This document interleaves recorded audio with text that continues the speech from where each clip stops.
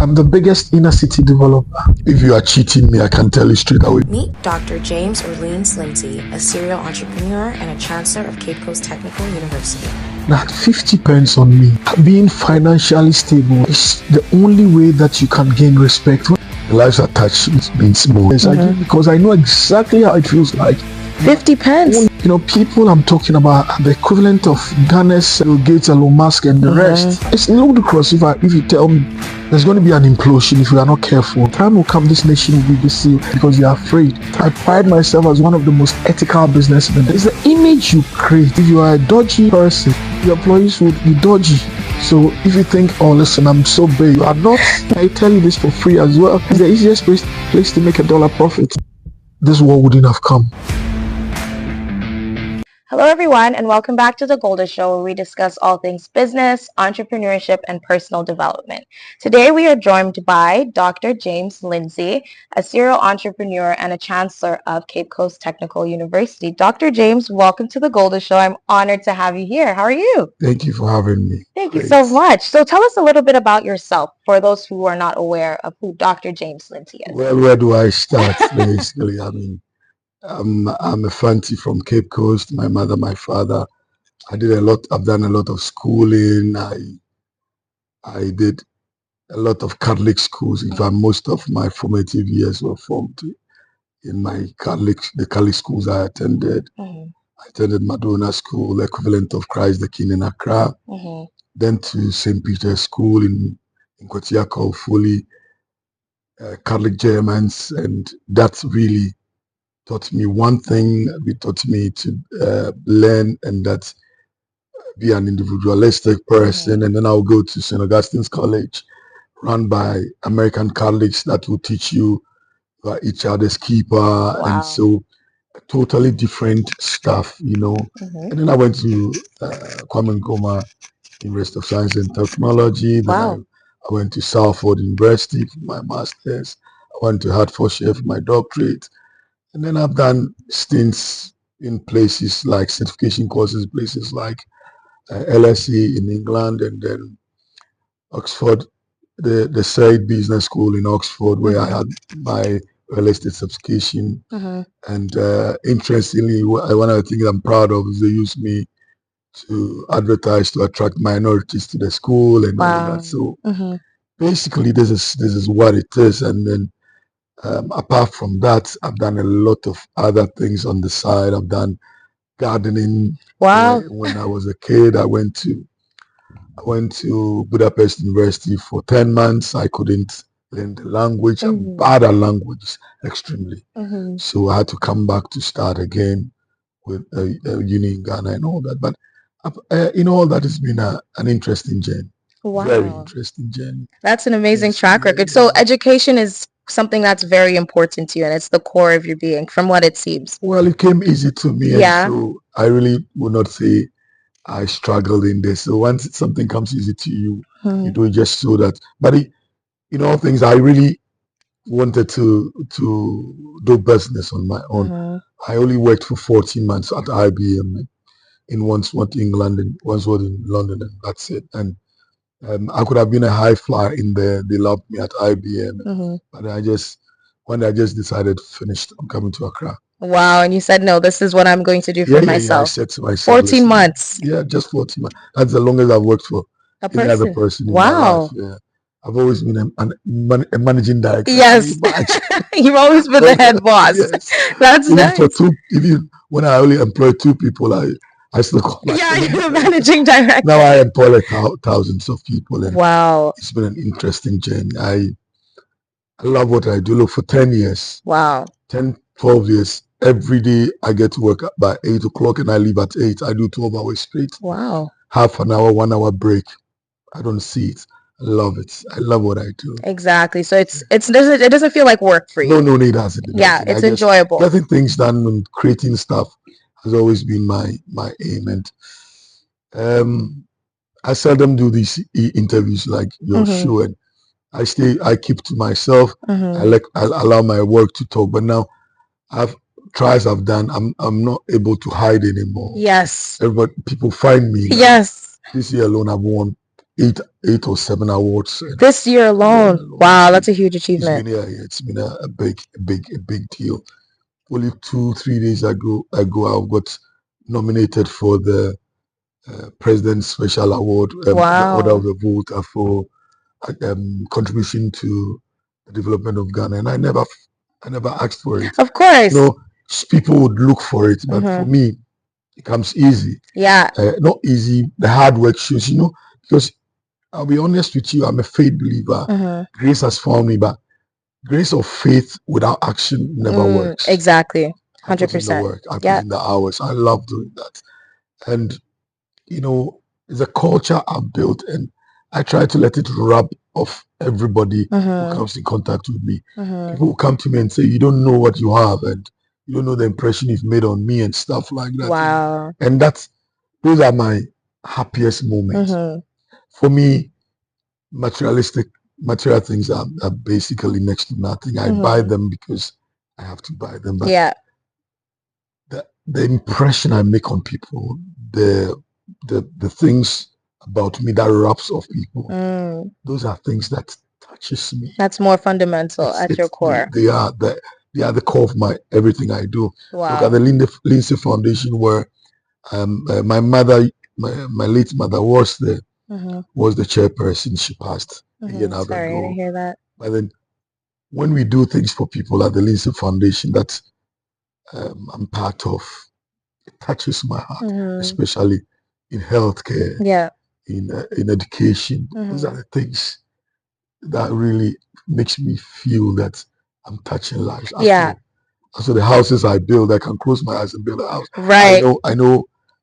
Oh, if you are cheating me, I can tell you straight away, because years of experience, that, and practicality. But that doesn't mean much to me, although the money is important, and it gets all the things that makes me happy.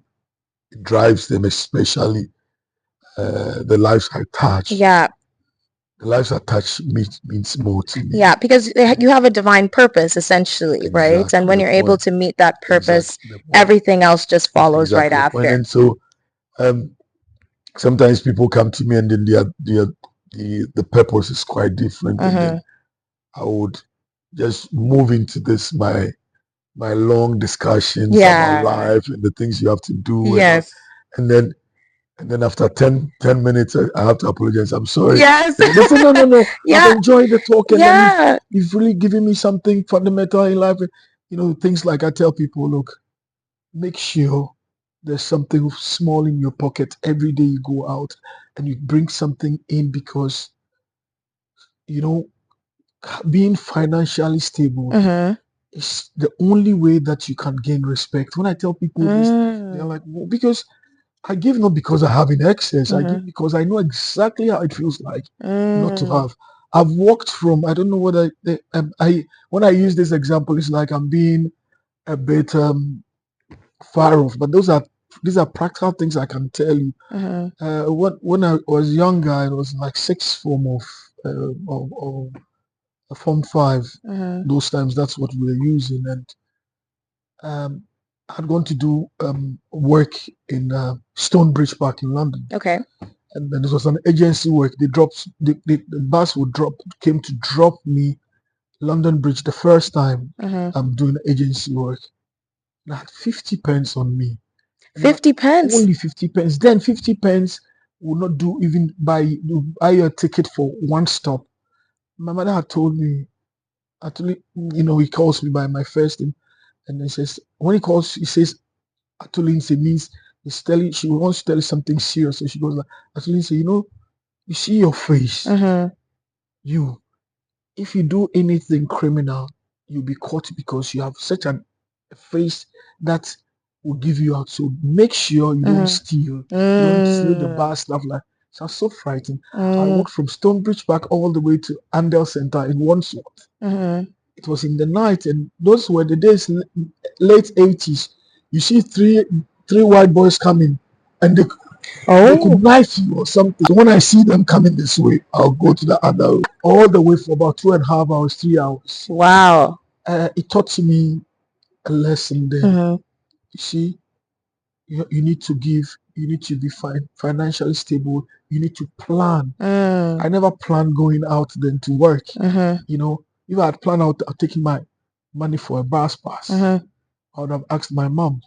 So these are little things that growing up I learned growing up. Yeah.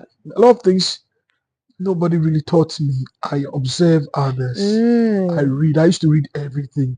That time it's not like now that you have the net and you can go. Everything is online. Yeah. Yes, you had to get them from the newspapers, the magazines and stuff. That's what I did. I read everything, and it taught me a lot of things. You know, selflessness. You know, trying to build something, putting back into your business. I put everything back in my business. Wow. What am I taking it to? All I want to do is to have a big company, Exactly. employ more people. So reinvest those funds yeah, consistently. 15, 16, 20 companies or so I have. Wow.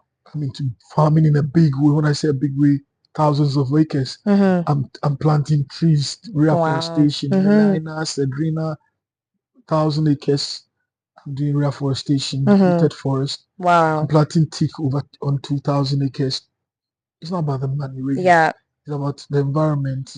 You know, I could have said, listen, let me walk away.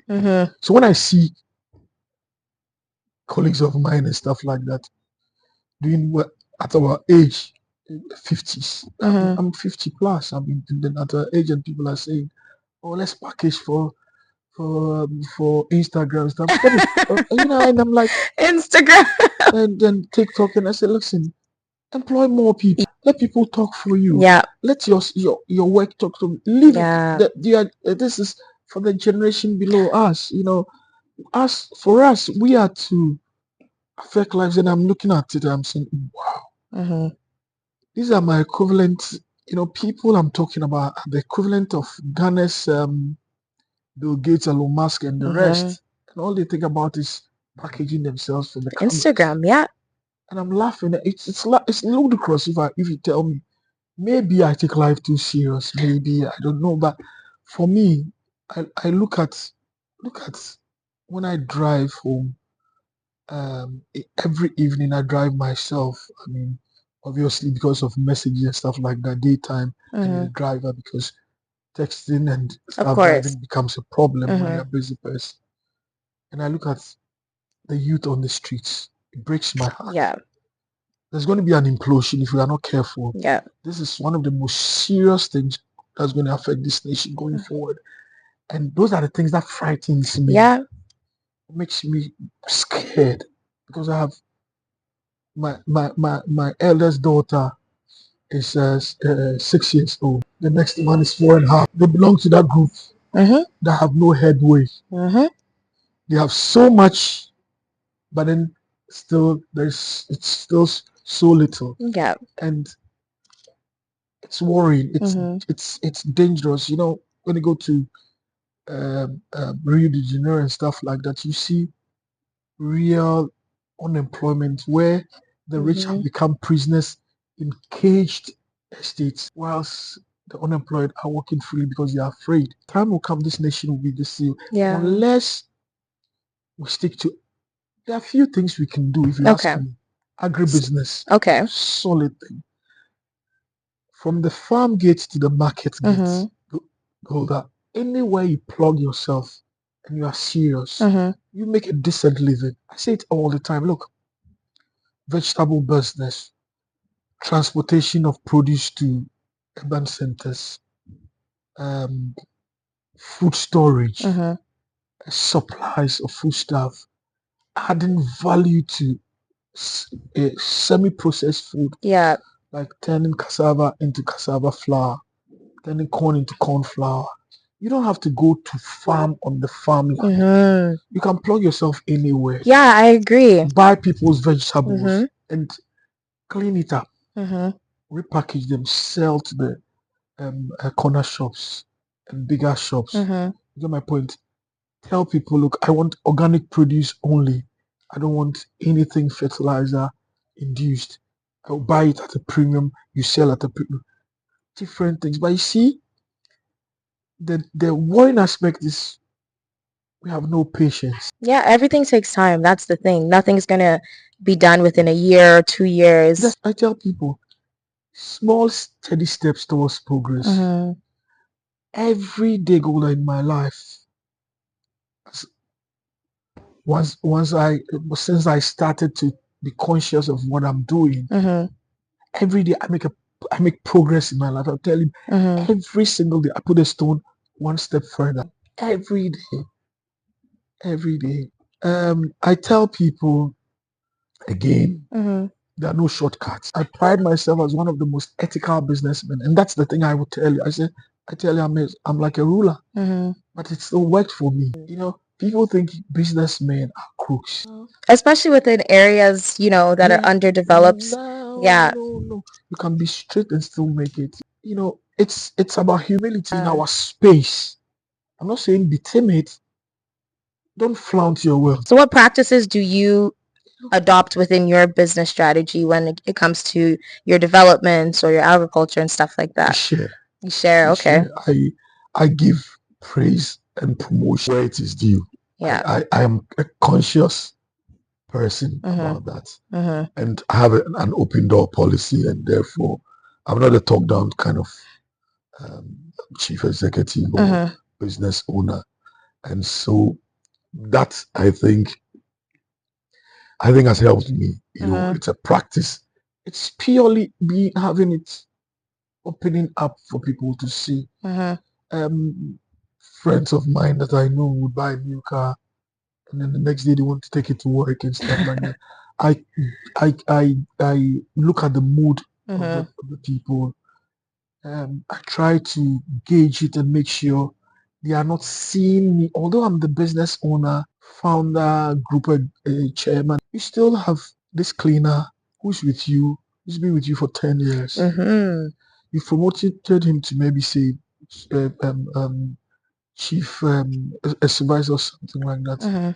But do you need to every day come to work in a new car as my black businessmen will often do? I mean, sometimes they don't do it without realizing it because they are not conscious of themselves. It's the image you create, it's the lifestyle you lead that people would follow you. If you are a dodgy person, your employees would be dodgy because the boss is also dodgy. Do you think it acts as a source of inspiration for some? It does. Instead of for a lot of them, it does.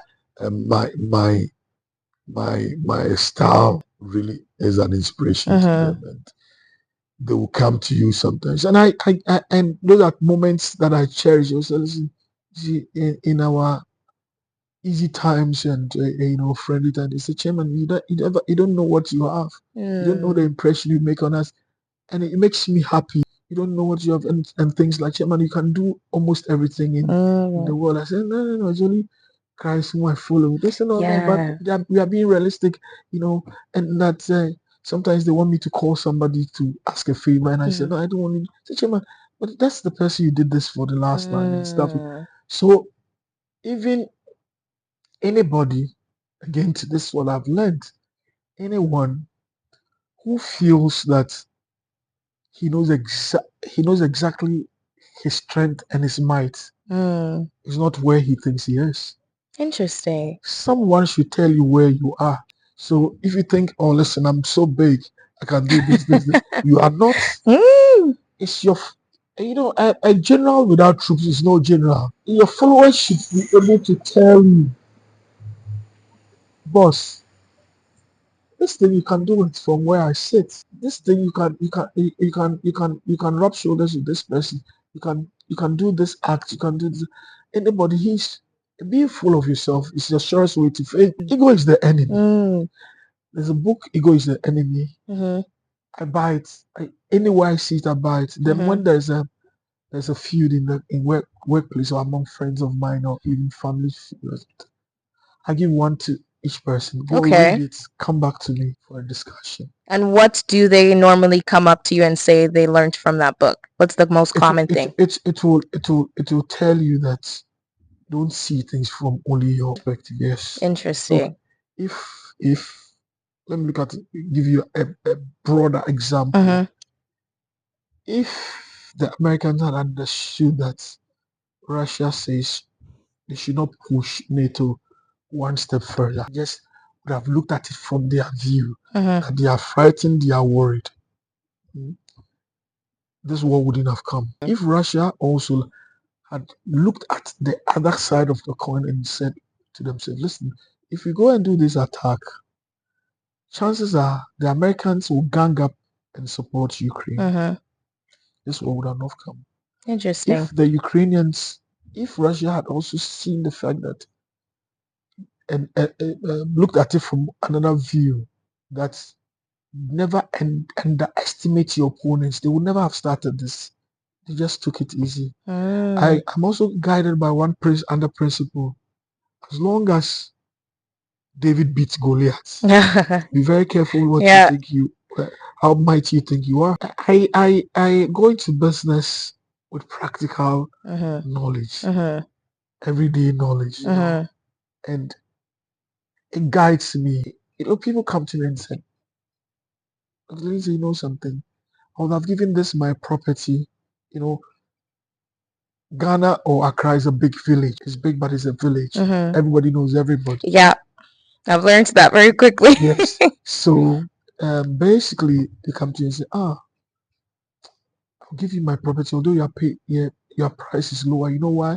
Because you won't tell anybody that I'm tight and I'm selling. If I give it to Mr. X, everybody and then they'll be laughing about it. I cherish that because they see something in me. They see genuineness. They see somebody who's authentic as well, I would say. Authentic, yes. And therefore, I cherish those moments. And I say, why do you say you don't know? You don't know the impression you've made on people out there. It was Mrs. X who said I should come talk to you. Wow. So Accra is a small village. That's amazing. It's a big village, sorry. This city, although it's the easy, and I tell you this for free as well, it's the easiest place to make $1 profit. If you are you're serious and you attach genuineness to what you're doing, you might not have money as Mrs. X, but you have enough to be happy. That's the most important thing. My father before me, may he rest in peace. One day I was making noise about somebody else and say, this man has so much money. I was younger then. So one day I came and he was not in such a good mood. He said, sit down. He said, yesterday, did you count the man's money with him? That you come here bragging about it. You never know what he's going through. So he taught me to be content with my lot. That was the lesson he was trying to give me. Okay, so you're never comparing. Good. Be content with your lot. I go to business with that in mind. It's helped me so much. I go to business not for profit. Not profit. The money is always secondary. Doing it and doing it well. It's the beauty. Look, I'm the biggest inner city developer. Wow. Yes, I can say this without any equivocation. I build more houses inside the city than anybody. Now they are in the mid-range. There are people who are doing high end, low end. In the mid-range, I build more houses than anybody. Wow. I make very little noise. But my houses are oversubscribed. Yeah. So sometimes I tell people when I want to be a bit boastful, I say I put my system on autopilot and then the system is working. And it's working. Yeah. That's why I've branched it. Then so I tell people that's why I've branched into other things. I have a big bakery as well, JL Bakery. Oh wow. They're doing quite well. So one of my ladies come to me and say, listen, a client says tell your boss he has enough money, he wants to employ more people, you should go into bakery. I looked at it, I said, so we opened it, I let the lady run it and she's doing well in the Spintex Road. What else can you say? These things help, makes you feel good. So when you bring me, for instance, internally, when you bring me an idea, instead of for want of a better word, stealing it and making it my own, as a lot of business owners do. No, I'll help you and make sure everybody knows that it was your idea. And that's commendable. Yes. Because the people that you're able to help are going to forever see you as this person who is not only helps them, but you're genuine. Yeah, sometimes they come to me last I think 6 months or 5 months ago, one of the subsidiaries, she comes to me and says, Chairman, this morning I want to just come and tell you something on my heart. I said, go on. He says, listen, now by 3 a.m. I'm up. Mm-hmm. And so I've appreciated what you've gone through. She's running one of the companies, and Wow. since by 3 a.m. and she's thinking about how she's going to pay the salaries. Because I tell you, look, after 6 months, I tell you, you're on your own Mm-hmm. because you're a partner in the company. And so, and we've instilled a certain qualities on in the people and the people who work with me, and Mm-hmm. they don't want to fail. And so it makes them work extra. And I have to admit this too. For some reason, my girls are solid on the ground going forward. And when you give them companies to run and tax to do, they do it so well. And so I know my guys would kill me but I say it in their face. I say, listen, look at them. They are married to the work. Yeah. And so, a lot of the people I took when they were in their 20s, now they are in their 30s, they are just fresh from school, or they had worked 1 year out or 2 years max. And I took sometimes, I employ based on passion and commitment. I don't hunger, passion, commitment. I don't employ because you have all the tall list of qualifications. Certifications. Yeah. Yeah. Hunger, passion, commitment is the key. That's and it's worked. Because they have that drive Yeah, to keep on doing what they're 8 out doing. of 10. And so I'm happy where I am. I mean, I need to be honest. And in the new year, I intend to set up a few more businesses. We are doing fish farming. I pride myself about is I have a 70 square acre dam. Safety is square? Fresh water, 70 square acres, Okay. huge dam, man-made dam, where I grow. I rear fish, wild fish, but I want to do proper caged tilapia, catfish. Okay. These are things that I look forward to. Oh, fishing. Yes, yeah, we have the dam where I'm setting up a new factory for diabetes strips. Wow. Glucose factory with the Maltese. I look at needs of the country and where I can plug in. Okay. Again, to the second thing is I ask myself, is it really about the money, or I'm going to employ more people? If I'm going to employ more people, I tick the boxes going along. I see. And so, is it going to be sustainable? Sustainability is key too. And I tick the box, and then I go into it. Interesting. Sometimes people, again, I've had comments and say, "Oh, don't mind, don't mind the chairman," not in a bad way, but it's because he can afford to set up more businesses, and then even if it fails, it doesn't affect him. No, when a business fails, although I learn from it, it affects me not in my pocket, but mentally it hurts me. How can I fail? Yeah, and stuff like that. And so it means a lot to me for the business to thrive. It means a lot to me. When I was entering this interview, one of my senior general managers called me. We set up a plant high company. 8, 9 months, 10 months now, doing very well. So I just wanted to talk to her and say, can we increase the fleet? Can we manage it? Stuff like that. And I'm happy with her. Those are things that will make you happy. As for the money, I keep on saying this, and I'm sure it's becoming repetitive to you. But as for the money, it will come if you do it well. Yeah, I agree with that It will come if you statement. do it well. Look, it will come. It always does. It always does. Yes, it might not come as fast as you want, but it would come. And once money has roots, it stays. Yeah. So how long did it take you to make profits with your first company? What was your first company that Okay, you... so I did my first company was a vegetable Okay. farm. Small. It was not a full company, but it was an enterprise, and it did so well that I nearly stopped uni. Wow. Yeah, because I was making so much money, and then I moved on to to travel and tour, and then I left traveling and tour. So there's a story that I will not let you go without sharing with you. So uh 20 years or 22 years, there's this guy who had worked at IBM and everything for 14 or 12 or so months, was coming down, was tired, said he was going to come to Accra, Ghana. He comes to Accra, Ghana. He's finishing his own house, 3 bedroom and everything. And then a white boy comes and says he wants to buy it. Why this house? He says, listen, I want the house.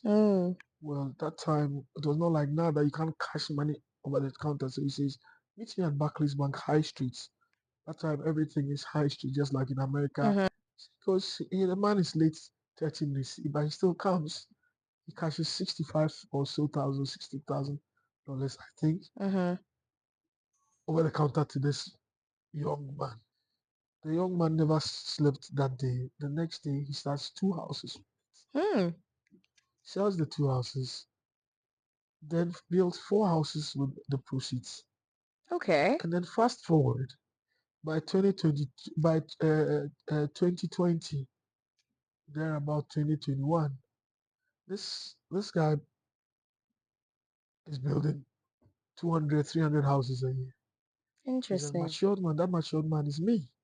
Oh, So that's how I started. so you leveraged the 60,000. I leveraged the 60,000 consistently. Never wasted a piece of it. So, Still enjoyed life as I should. so you built a first house, and then the profits from that, when you sold it, you put it right into the next Right house. back in there. So how long did you do that for? You know, the cycle for a house for me is maximum 6 to 8 months. They will buy that piece of house. I have even 10. In 8 months, I will sell all the 10. And that's how I started.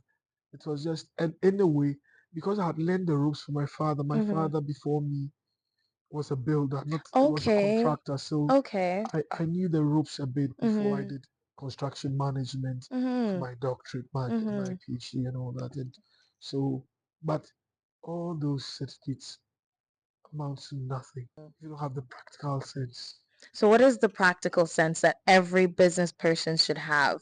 Because I think business is it's very simple in a sense where this is what you need to do, but I think there's a reason why some people fail and some people don't. You need to have the product for the person who needs it when he needs. So, for instance, I have colleagues who have gone to do gated communities, peri-urban, Afinya, Ayimensah. Do you know these areas? No, not Okay, really. that's peri-urban outside Accra. Okay.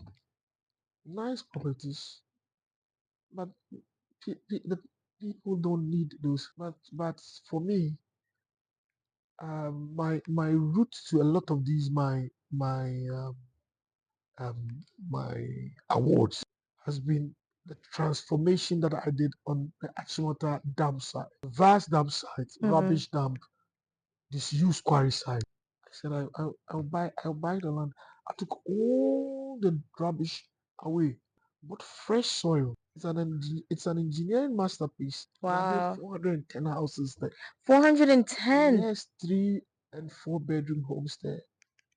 And I've won more than 10 awards for that thing I That's did. 410 units. Wow. People said, fast forward, I'll meet people who say, who when they get to know, they call me the JL man. They say, is that the JL man, the JL properties? I say, Yeah. yeah. Oh yeah.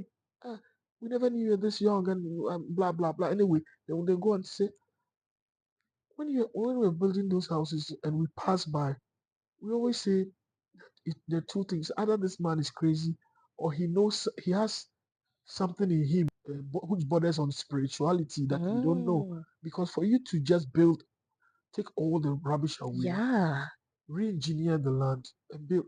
I've built on the 410 house is about one of the cleanest estate in Accra. When you go there, Wow. you marvel.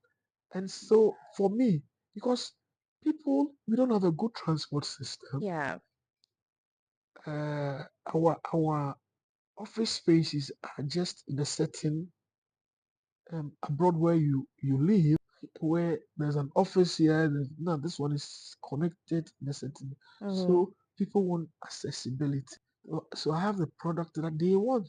So the person who has done urban development and thinks people will still move there will fail because he will not get enough money from the sale to repay his or her loans at 40% interest rate. In Ghana, that's the Yes, interest it's rate, 40%. 40%. It's 38 plus arrangement fees and stuff like that will get you cross the 40% mark. So for every $10, you need to pay the bank $4 at the end of the year. To be making something like $8 in profit for every dollar you put in, for every $10 you put in, to be able to stay afloat because you have to pay your employees, your taxes. So that's why a business will fail if you don't have the product that the client wants. Yeah, so then, So okay, it's so not now, about how beautiful the building yeah, I is. think that's what people focus on nowadays, the beauty of the building. It's how usable the property is, and when if it's in farming, for instance, you have organic products. People are now self-conscious about the food they eat. That is one thing that you. If it's about other products, how's your packaging like? Yeah. People feel that they can package anything and sell. No, you can't. So do you think, because you have a bakery and you have Fishing already in industry, the fishing industry, I want to so do you expand think it. you want to expand it? So do you think those are stores that you're going to start implementing around those areas where you've built your properties already? So for instance, there will be different shops within those areas, within your estates. Do Well, you think that's I've something that you're invested looking in into? I've invested in retail shops with one of my senior managers, a lady. It's doing well and all, but retail is not my bet. I want to, so I've opened that for her. She's doing change now. She has four outlets already. It's doing Okay. well and all that. But my focus has always been to employ people, so to get in more into industry. I'm doing a lot of work with the Maltese, Okay. one of their biggest partners in Ghana, and Maltese companies in Malta. From we are setting up a hospital. We're setting up the glucose strip industry. We are doing fingerlings. That is the fish, the small fishes that people will buy to go on weight, and it's doing well. I'm doing a lot with the Portuguese as well in Ghana. Okay. And is are my partners in road construction and the rest. I'm into road construction as well. Okay. So in the new year, my aim really is to still push the agri sector, the Okay. agribusiness. I don't see why, for instance, look at us. You still want to go to the Ukrainians to go and beg them for grains. Yeah, When it's they not are making sense. when they are in war. Yeah. Look at our soil. If you put a grain, any grain in even a gutter which has soil in, corn will germinate. That's how good our soil is. We're importing food. Constantly outsourcing. It doesn't make sense. So somebody somewhere should think about it. We Yeah. tried it, but the methodology was wrong. We tried planting for food and jobs, and wrong. Do you think it has something to do with the mentality within the Ghanaian community, how people look at our land, essentially? Because when you go to, let's say, for instance, if you live like in Canada, like I do, we see a lot of buildings, so you don't really appreciate the buildings that are around you. But when you come abroad, like to Ghana, and you're like, oh my goodness, there's so much nature, there's so much land, we appreciate it. So do you think Ghanaians are now just looking at nature as something that's just normal? No, one of the things I would share with you is this: that if you look into history, any nation who is blessed with s- too much or so much resources can't think. In Malta, where I spend a lot of my time doing business, we have nothing but tourism and money printing, and then fishing. Three things only. The whole country is full of limestone, but they are developed. Why so? Why so? So when you are blessed with a lot, you can't think. you can think a nation. Look at us. We have Yeah. everything. This Every nation, single resource available. everything. It's actually Everything insane. you can think. Mm-hmm. You can think. I'm sorry. Mm-hmm. I'm not being trying to be pious or be, but Yeah, it's even honest. even Yeah. me, I still think I have not achieved enough because I could have done better. You get my point? Mm-hmm. Because some of the things are necessary.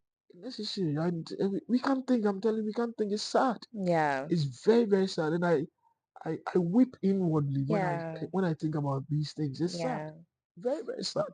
Look, you look at your nation, and look, we can't even clean our gutters. That's And definitely something of discussion. mosquitoes they are the deadliest Mm.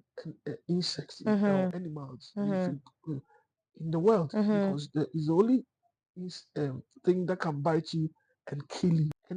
And the solution is very simplistic. Clean your surroundings. Even Yeah. that we can't do it. We spend millions of dollars treating malaria every year in this country.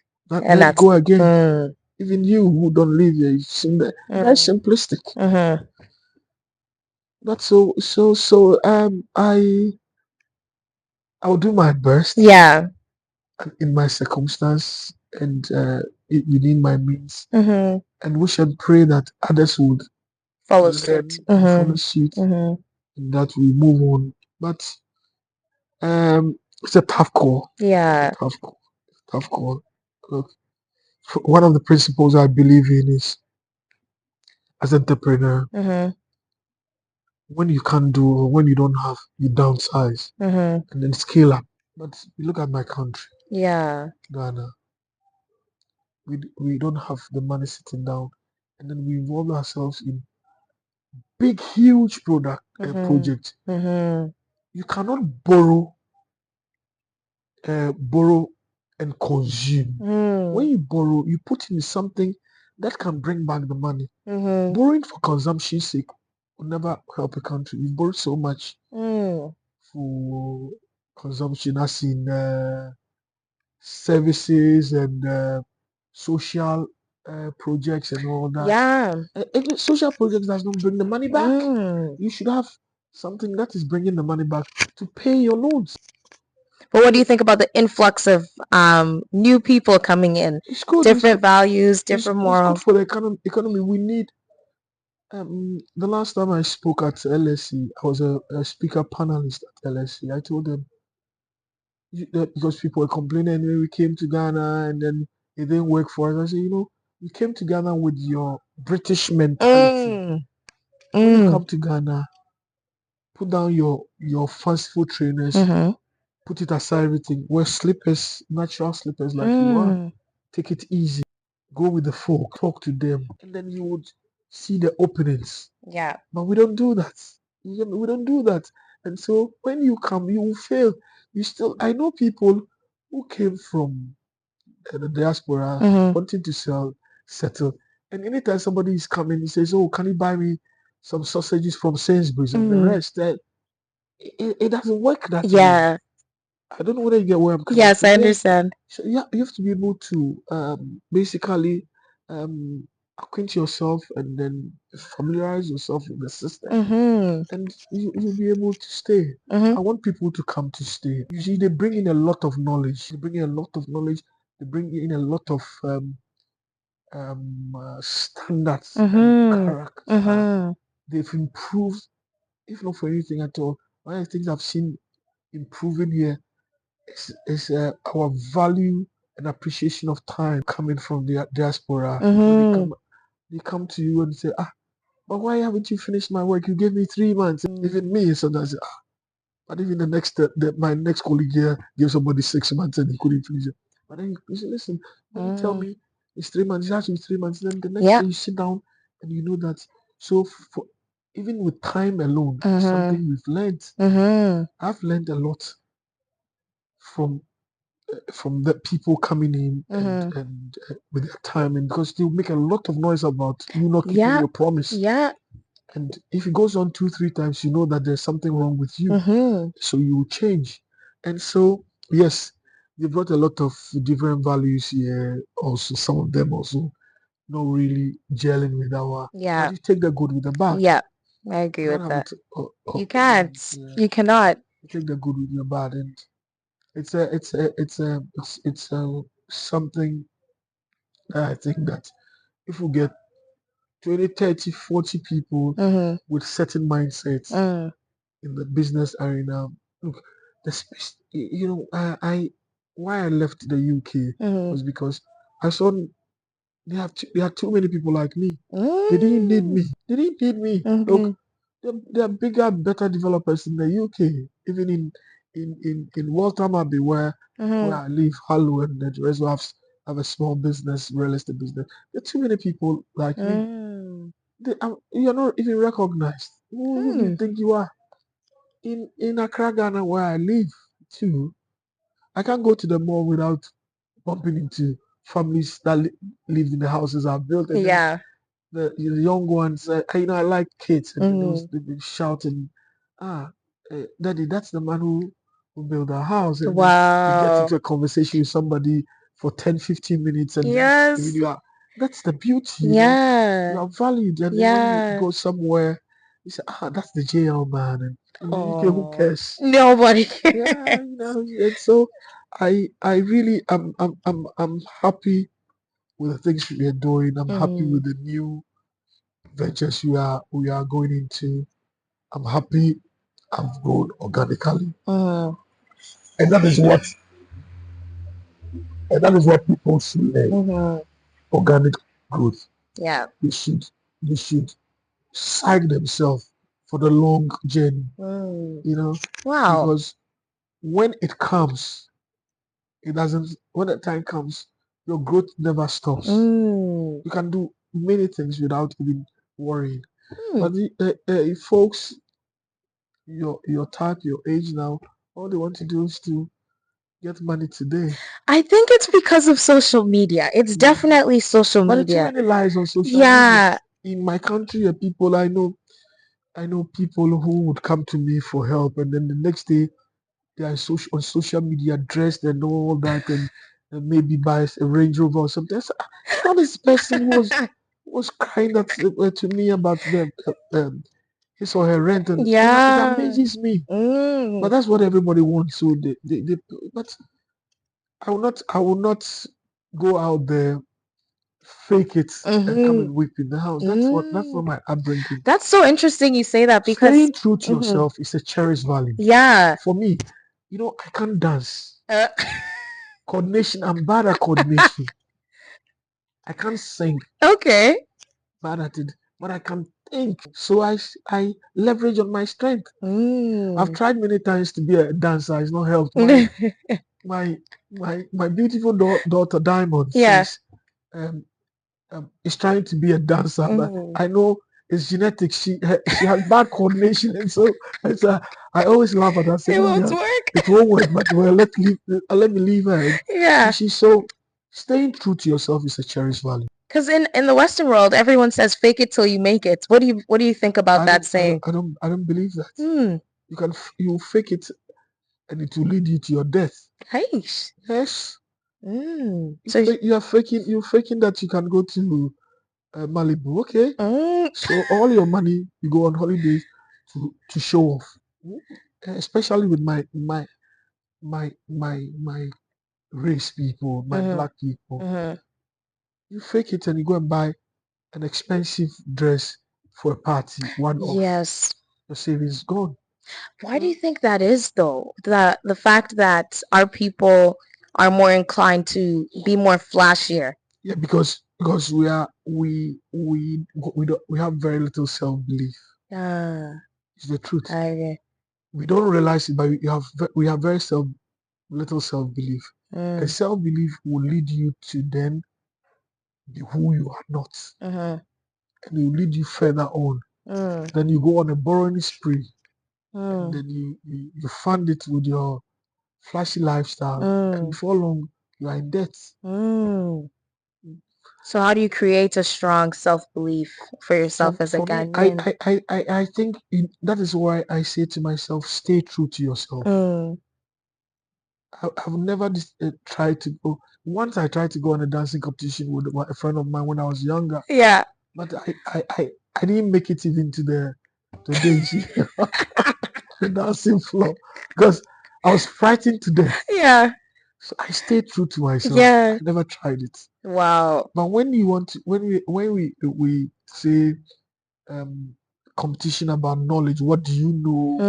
You know, the competition, science quizzes, and I always want to be there because I know that is my strength. So I've stayed true to myself.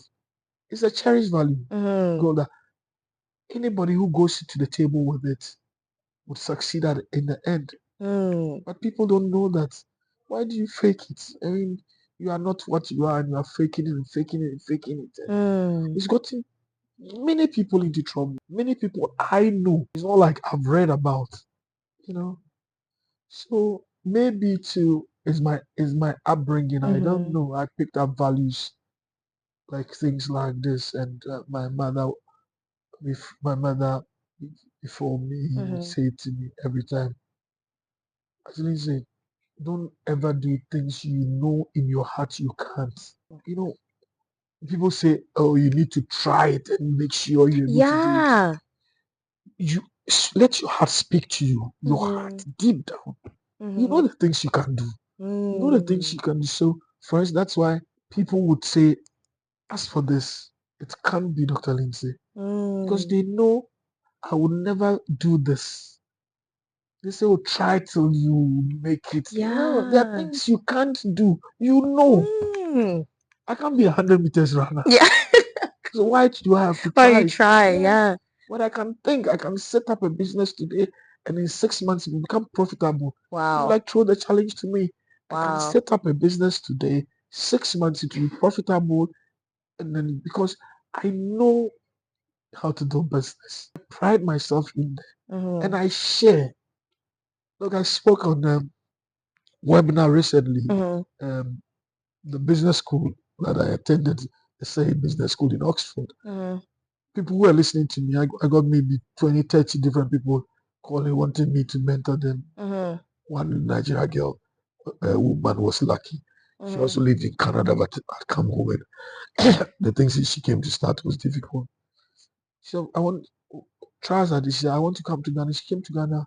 She saw what we're doing. She said, "Oh wow!" So, and you don't even come across this way. I say, yes, because humility is key. When you come in the space, then you appreciate it more. You had been talking to you and say, oh, I have this, I have 1,000 plus workers. This.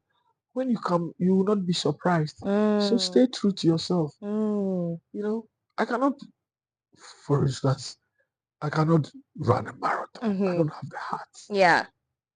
So why do you tell me that try till you are able to do it?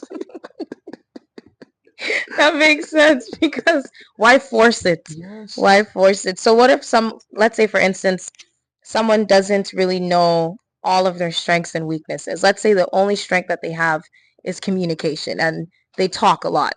How do you think they should hone in on that? Hold on to that. I wish, yes, for someone like me, I'm good at communication, but some people are far better than I am.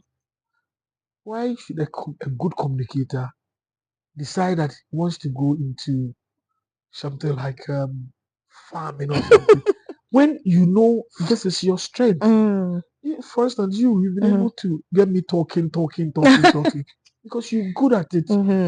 You can just smile and it means something and stuff. When I was learning communication, they taught me a couple of things at the stage. They said somebody speaks and say, "Wow, is that so?" And then the person will talk and say, "Hey, you smiling," and you've used it very well today. Wow. You get my point. So why do you want to do something else? There's so many things in communication in Ghana. I see. That we are not able to do. All they know is to sit on radio and make all the noise. But you bring a lot of professionalism to Look, have you watched some of our shows? The person is actually in your eye and wants you to say something so that it incriminates you. What is the need for that? Yeah. Why do you want the person to say something? So since we've been talking, you've not even asked me, So, do you have money? Are you a millionaire? Are you? If he in my space, these are some of the things they will be asking you. Wow. Why do you have so many cars in your house? When do you die? Wow. Instead of your story. Instead of your story, I'm telling you. I know when they listen, I'm sure people will listen to this and then come insulting me or something. I don't care. Instead of using this thing I'm saying to better their actions, they won't do. They rather come and then start to attack the person who told them the truth. And that's how you stayed down, and that's how you stay in your position. I say if somebody was interviewing me, a local was interviewing me, the person would be in my face trying to let me say something. Wow. And in interviews, if you are pushed, you say something of, but you've tried to get the story and the ones that would hit people and would touch people. That's what it's supposed to be. Yeah. So a good communicator would have to stick to the communication and make good money out of it. Create good content. Because that's what we are lacking. I'm telling you, content is a fine between good content, really good content we don't have. I agree, especially within the youths. The youth are basically the ones who are looking to see and feel inspired by people that look like them, and if there's not enough representation, a lot of the youth are just sitting there, doing what their parents have taught them, because that's all they know. So it's very important that people are able to see people like you building so many different properties, but not just focusing on the money itself, like focusing on the actual impact. I think that's the biggest thing as well, especially within our youth. It's sad to see, Very sad. a few of them on the streets having to sell. Very, very sad. Yeah. Very, very sad.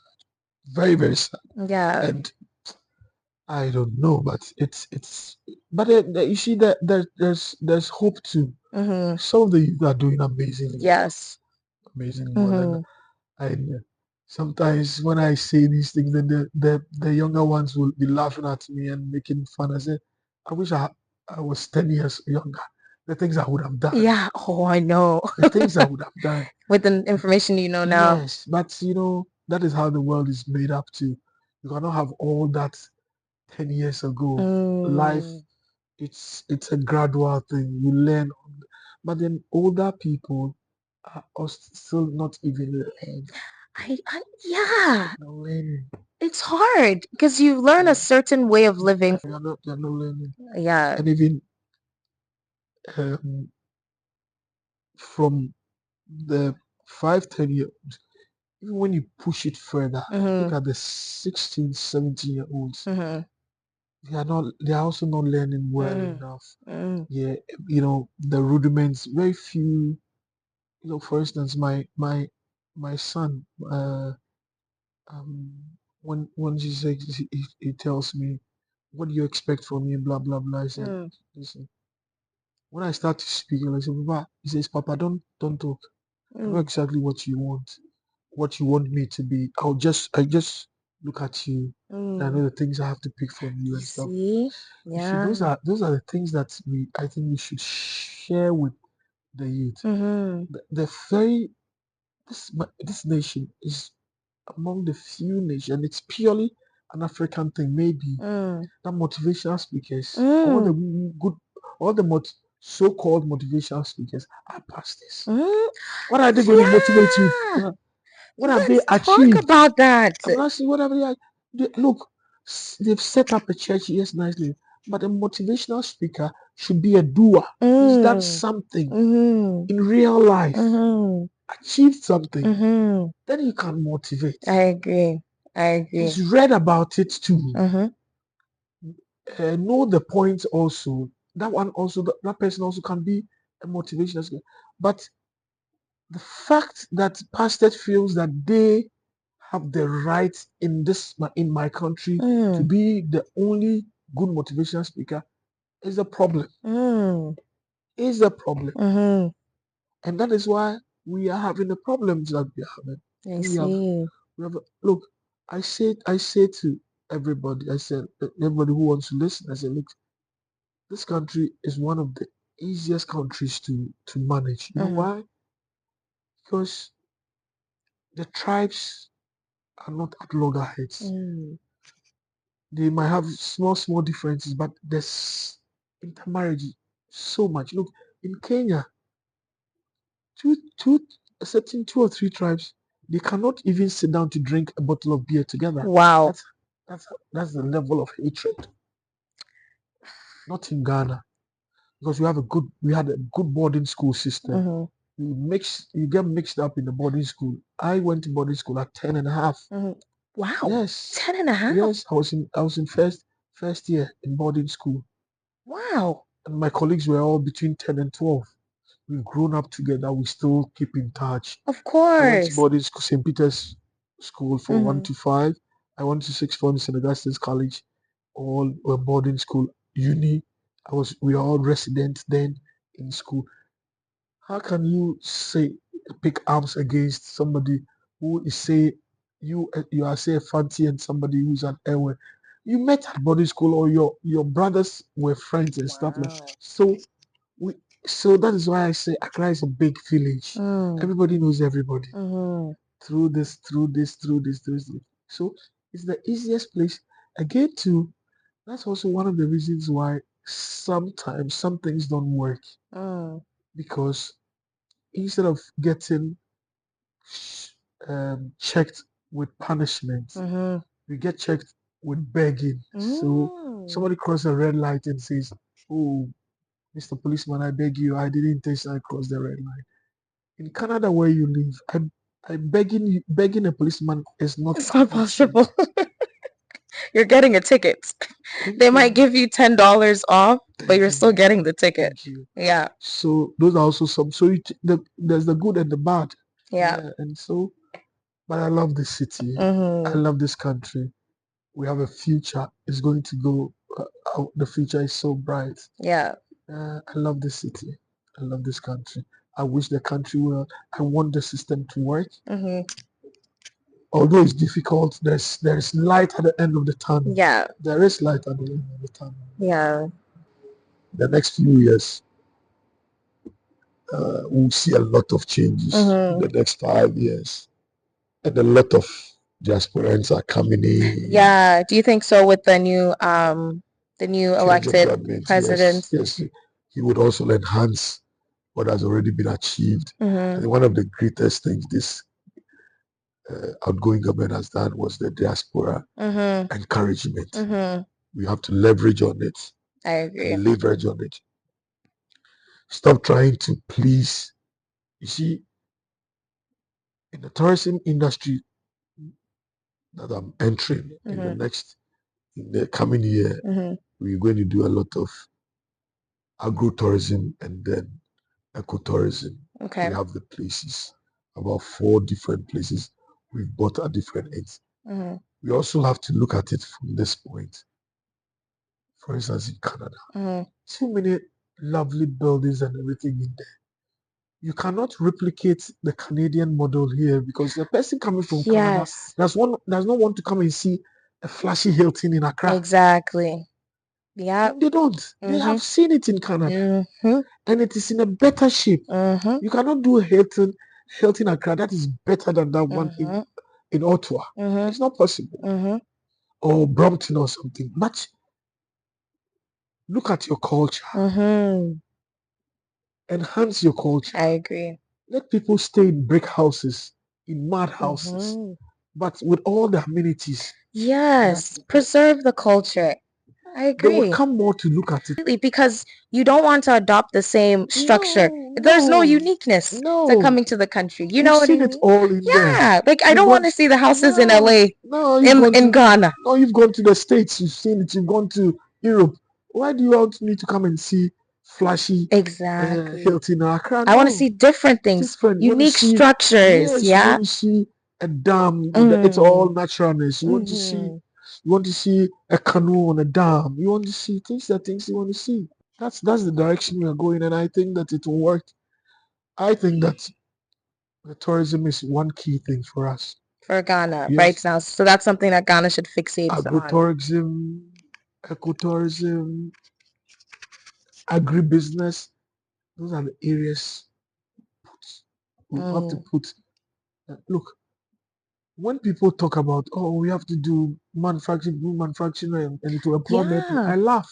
Look, even the Germans have lost all their manufacturing companies. They're Chinese. Yes. The English have the same. The Americans are weeping. And the Chinese are taking their, because they have cheaper labor. Yeah. So what do we do that would improve our lot here? Use the resources we have. Yes, because we are not efficient. So any manufacturing industry that you create would run down quickly because efficiency is lacking here. But in the whole of sub-Saharan Africa, everybody wants to come and study in Ghana, learn English, come to our universities. So educational tourism is something that is key. What are you doing about it? These are things that we can do. You know, Accra, all the big cities have become expensive to live in because of students from Nigeria, from this, because they come and they rent bungalows or houses, 2, 3 students of rich parents. Instead of going to a hostel, they have a house living in with a common hall, 3, 4 bedroom. Now locals cannot rent homes now. Yeah, I wanted to talk about that because that's something that I've recognized. Although people are coming in, it does change the prices for those who live here. Like, let's say, for instance, if I get my hair done here, when I convert it to Canadian dollars, it's much less, of course. But here, it goes a longer way.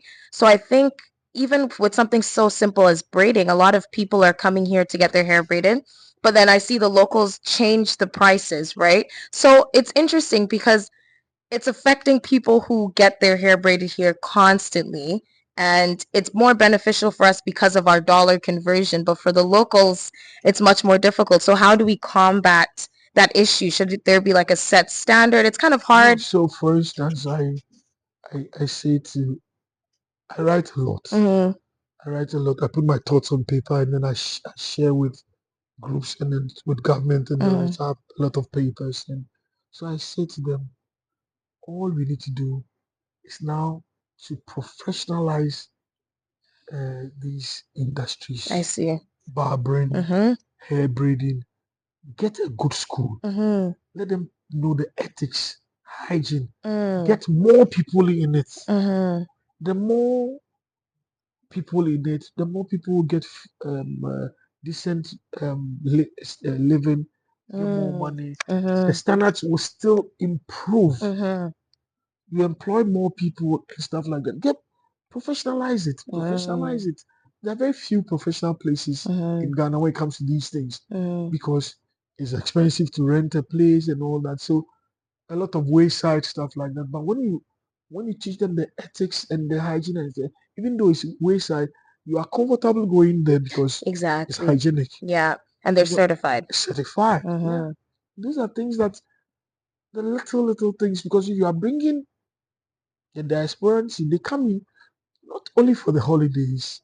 They want to see braid their hair. They want to go to a good barber shop. They want to go to a good seamstress who can do a lot of good African wear and stuff like that. We are learning. We are the 10 to 18-year-olds are now becoming more assertive. It's not about being disrespectful, but being assertive and pushing your point. For instance, my daughter, my 6-year-old daughter now says, Papa, I'm beautiful, yes or no? And I try to say, listen, don't. Say, no, Papa, I'm asking you a question.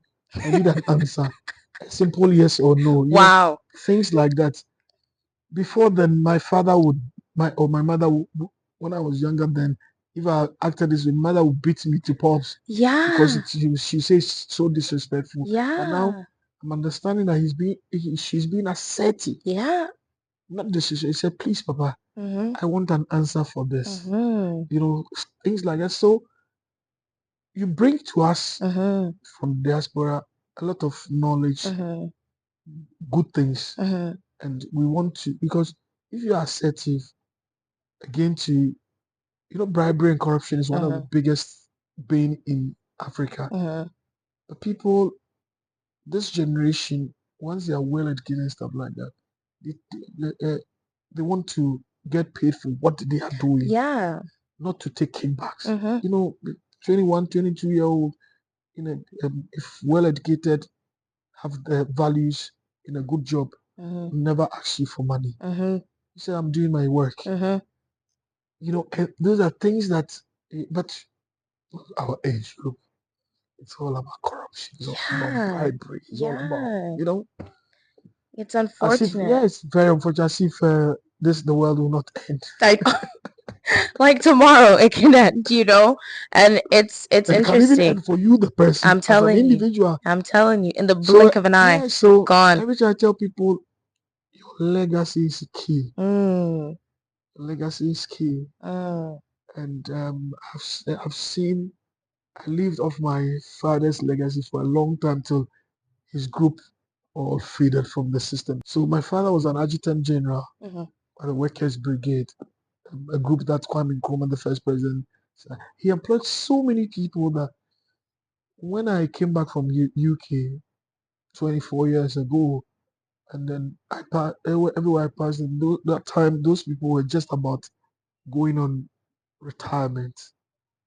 And so when I said, "Oh, I'm a Lindsay," is your father ABC? I said, your father gave me my first work job, and Wow. so what do you want? What do you want to do? Then I get assisted. So I learned very early, legacy is always important. The legacy you leave. A name in West Africa is key, especially a family name. In Ghana, works a lot. If you mention your name, most times I know, I can relate one person to another.